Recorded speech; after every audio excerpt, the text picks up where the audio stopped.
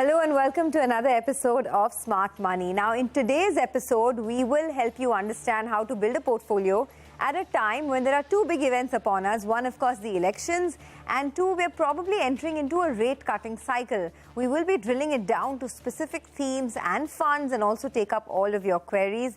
Joining us today on the show is Anupam Guha. He is the head of Private Wealth Management and Investment Advisory at ICICI Securities. Now, Anupam has over 15 years experience in the private banking business, both in India and overseas. He is one of the founding members who helped set up the private wealth management business at ICICI Securities as well. Anupam, thanks a lot for joining us here in the studio. You know, first I want to ask you about what your approach is to portfolio construction for clients as we are heading towards the 2024 general elections. I'm asking because this is, in any case, a very challenging time for the market, and now we have both the start of a rate-cutting cycle and the elections upon us. How does one construct a portfolio? Yeah, thanks, Sonia, for having me at the show. When investors ask us, I think, our response is really that the broad concept of portfolio construction, revolves around the concept of asset allocation. And asset allocation is nothing but a structured method and a framework for really, one, understanding the investment objective of the customer, of the investor. And second, then is to create the framework of, putting that money in various asset classes. Now, if I were to just, kind of explain, like in personal finance, we all know the personal part tends to be far more important than the finance bit, right? Because the same advice that, I give could mean different things to different people. So, there are 5 things that one needs to really look at when creating the asset allocation framework in terms of setting the objective. One is in terms of the return expectation of the investor, the risk appetite that an investor may have, the liquidity, what kind of cash flows does he need, what is the tenor of investment that he's looking at, and really the taxation bit.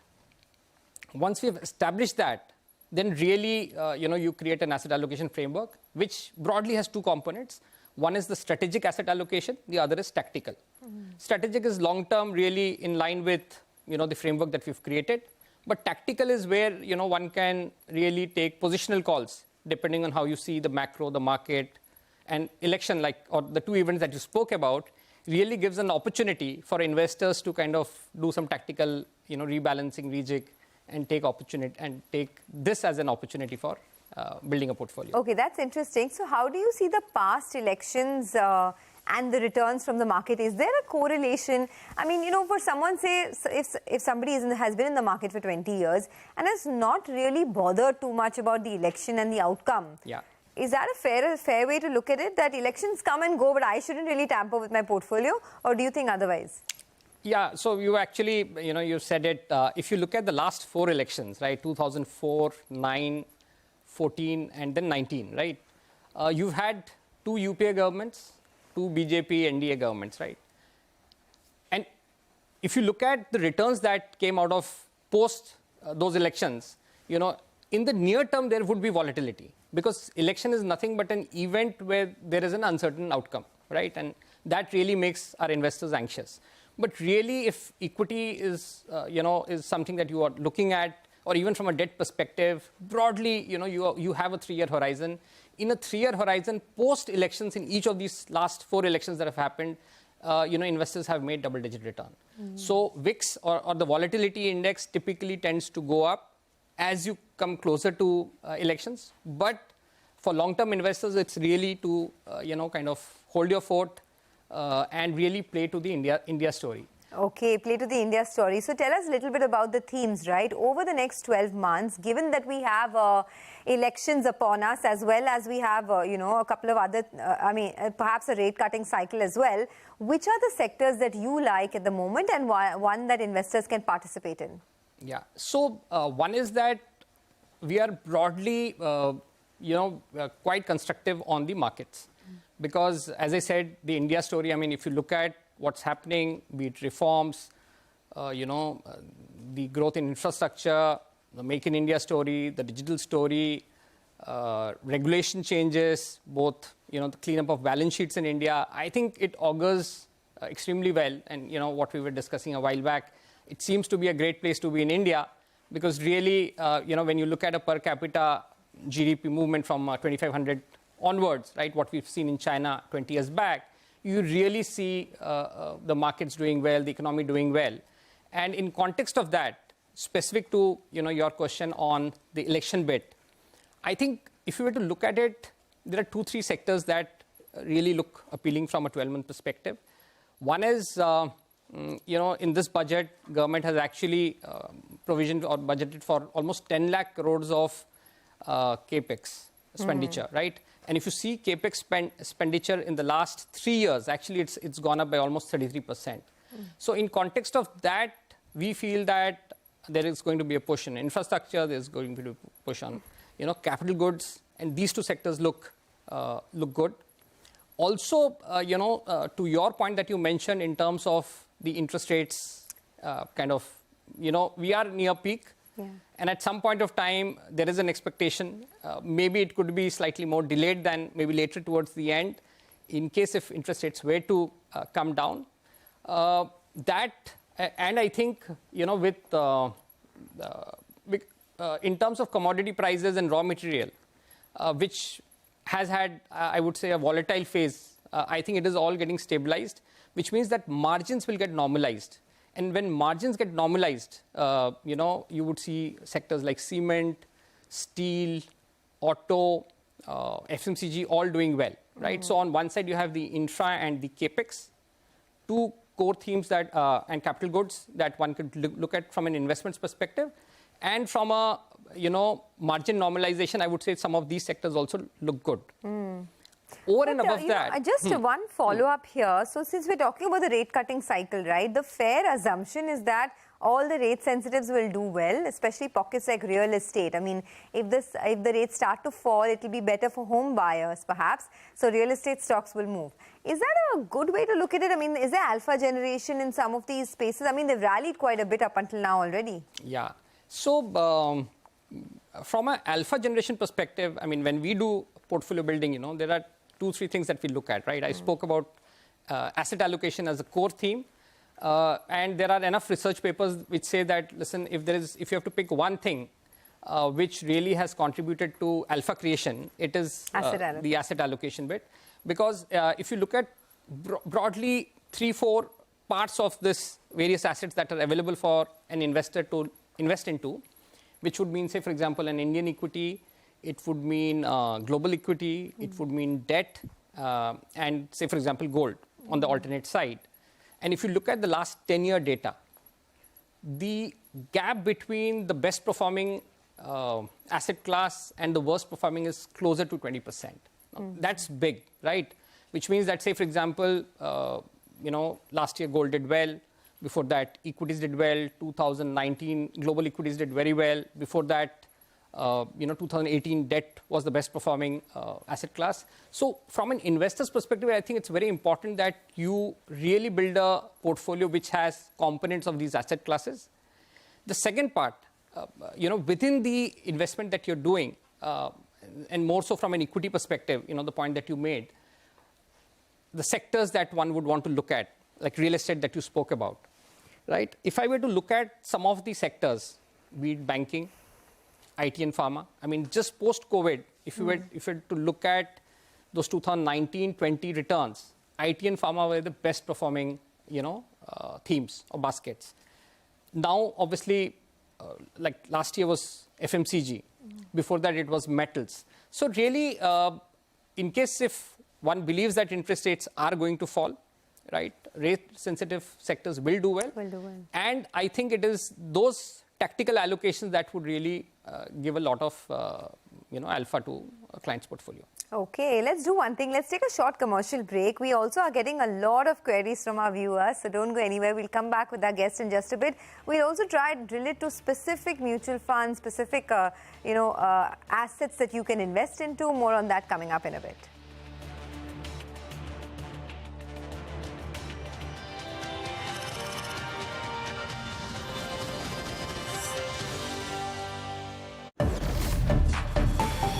Anand Rathi presents Power of Vision, Stories of Wealth Creators in association with CNBC-TV18. Hello and welcome to Anand Rathi Wealth Limited presents The Power of Vision, Stories of Wealth Creators in partnership with CNBC-TV18. I'm your host Pavitra Parekh, and today we have with us Mr. Feroz Aziz. He's Deputy CEO of Anand Rathi Wealth Limited. What are some tips that you could give to someone who's trying to get into the markets, but just sort of maybe mistakes to avoid? One thing which I've seen is people buy high and sell low. It's just the opposite of what their desire is. Now, let me give you an example. 1 year back, 1.5 years back, everybody wanted to buy a NASDAQ fund. There was one NASDAQ fund which went from 1,000 crore assets to 11,000 crores assets. Okay, and then it fell 35%. Actually, people lost 3,500 crores because they were chasing performance. Don't ever chase performance. It's not so easy. It's not a fixed deposit that you chase performance, right? If a bank gives you 9, you just have to grab it. That's a fixed deposit, but this is not a fixed deposit. So never buy high and sell low, which is a normal human tendency. And when you look at the trends in the mutual fund industry, it is very apparent. This is the first time I'm seeing one trend where people are buying low and selling high, is the small cap funds. Last 5 years, small cap was underperformed, but you still see influx of money coming in the small cap funds, which is the first time in my looking at some data. This is the first time Indians are being smarter. Now about just cash flows, managing cash flows, take us through the importance, and then how do you really go about it? Because this is also something that might sound easy, but it's really not. See, cash flows have to be holistic. Most people look at their portfolio in constituents. For you to manage cash flow, you will have to draw a table of everything you have. Seldom do I meet somebody, even an HNI, with a guy with 20 crores does not have all his wealth on an Excel sheet every dime. So having an Excel sheet of your full portfolio across all 12, 15 different categories of investments you may just have got yourself into is very critical. So cash flow cannot be transaction-wise. It has to be holistic. That's point one. Point two is cash flow planning will require estimating your future revenues. Like a company projects its future revenues. In that balance sheet of yours, you should also put your P&L, which is nothing but your cash flow. That's when you will be able to arrive at this financial year, what's my expense, what's my total income. You might get some dividends from the stock, that's your inflow, right? So you will have to make it holistic, point one. Point two, you will have to also project your revenues like a company does. That's when you will be able to get the two variables other than the expense which you always know. Anand Rathi presents Power of Vision, Stories of Wealth Creators in association with CNBC-TV18.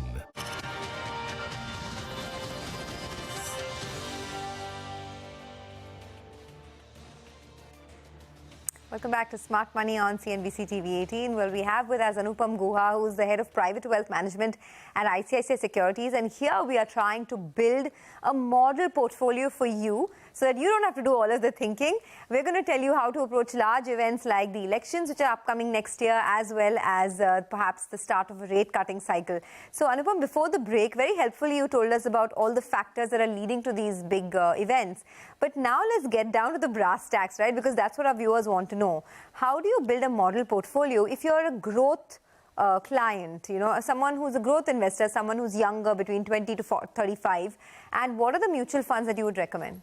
Sure. So, for a growth client, Sonia, really one is that it needs to have, from a strategic perspective, almost 80% in equity, right? And within equity, given the valuations, right, be it large cap, mid cap or small cap, all seem to be fairly valued at this point of time in terms of their long-term averages. So from that context, my suggestion would be, and I'm going to maybe first cover, the large cap, mid cap bit, and then maybe specific, funds. Almost 35% should be at least in large cap-ish. And there our suggestion would be, at least, my view would be that you play it either through index funds or ETFs. Because, in large cap, it is better that you look at expenses and try and kind of mimic the market, so to say. And hence, index funds and ETFs work best. In that, you can pick any of them, say an ICICI Prudential, Nifty ETF, or an SBI or an HDFC, all works good, right? In terms of adding more, I think FlexiCap as a category looks very good. almost 75% of money is in large cap, with tactical, 25% between mid and small cap. So really, there, rather than for a investor doing those tactical call, really the fund manager is able to do that. And in flexi cap, you have actually, Canara Robeco, say for example, flexi cap fund. So between these two, the ETF and the index fund and the flexi cap fund, almost 35% of allocation can be there. You have hybrid funds as well. That's the ICICI Pro multi-asset fund. Yeah. So if I were to just to complete, right, apart from that, you have the small and the mid cap. Yeah. Over and above that, once you've built a 60-70% allocation, typically from a tactical perspective, you have 20%. My sense is one can really have 20% in thematic funds and 20% into, because election also brings in volatility, right? And a multi-asset fund, we just saw, right? It really blends in good because it toggles between equity, debt, and alternate, right? So it is also, for investors who would want to take a debt allocation today, given the taxation. So while from a young millennial, etc., the taxation could be on the lower side, but I'm saying even then, right, it is good to have a multi-asset as a category because it really fits in. Also, I would say that on the thematic side, right, and some of the sectors that we just kind of spoke about, banking looks very good. As a country like India, where you have so much of growth coming in, banking is a surrogate to really play the full India story. Also, banking is another surrogate to play the infra story because typically banks would lend, and that's how you, be it real estate that you spoke about or infrastructure, it becomes a great way to look at this thing. So a banking fund should definitely be there. Given I noticed you also have the Tata Infrastructure Fund. I want to jump in there because a lot of savvy investors believe that you should stay away from thematic funds because as an investor, perhaps it will be very hard for you to time these funds, when to get in, when to get out. And then suppose you forget and you don't have a savvy investment manager for you, Sure. then, you might just burn your fingers on the longer term. Would you agree? Yeah, I would agree. I would agree that if you are a buy and hold investor, then it is best to move into the flexi cap kind of strategies or multi-asset strategies, depending on what is your preference. Because here the fund manager is going to toggle between various asset class in multi-asset or in flexi cap between various large cap, mid cap, small cap. Also, you have the dynamic funds, which is, say, for example, a balanced advantage fund, which toggles between equity and debt, right? And depending on the market valuation, one can really look at building a portfolio. Now, for investors, I think it's very important to understand that, you will, if you want to increase your alpha, right? Finally, one is to really preservation of wealth. The other is, in terms of creating those Alpha generation. Higher return. You may want to choose, like election as an event, to play some of these themes. But if you think that, no, listen, this is not my cup of tea and I do not have the time or the bandwidth to really look into it, then maybe, yeah, I agree with you, Sonia, one could just stick to the basics. Okay, let's do one thing. Let's also get some queries on board now. I guess Sure. My director will just put them up for us on the screen. We have lots of queries coming through from many of our, people who follow us, write into us. There's the first one from Susanna Paul, who says, could you give us some suggestions in debt fund category? Because there are so many debt funds and it gets very confusing. This I agree, because, this is a slightly difficult area to understand as well for a common investor. What would your recommendations be? Yeah, so on the debt side, our belief is that we are almost near peak in the interest rate cycle, which essentially means is that if you today invest, there are two components, there are actually three components to the investments into debt, right? Conceptually, I think investors should know. One is the concept of carry, which means that if you invest into a paper or into a fund, there is a certain yield or a return that one can expect. Right? It's like an interest rate. So say, for example, today for a paper which is between, say, 3 to 5, one could look at a carry of anywhere between 7.5% to 8%. And if you believe that interest rates were to come down over the next few quarters, then you also have the benefit of the duration play, which means that you really can, get capital gain, like how you have it in equity, because interest rates and bond yields are inversely correlated. Any names that you want to suggest? Yeah, so my suggestion again would be that, like how you mentioned on people just want to buy and hold type, there are dynamic bond funds. Now, what does a dynamic bond fund do? That's a name of a category. You could have an, ICICI Prudential Dynamic Bond Fund, an SBI, an all seasons fund from ICICI Prudential or from HDFC, any of the, large players in the debt side. But really what's the play is there is basically playing the, short term as well as the slightly medium term in terms of interest rate. The other thing that, investors should look at when investing into debt is really from a taxation perspective. Okay.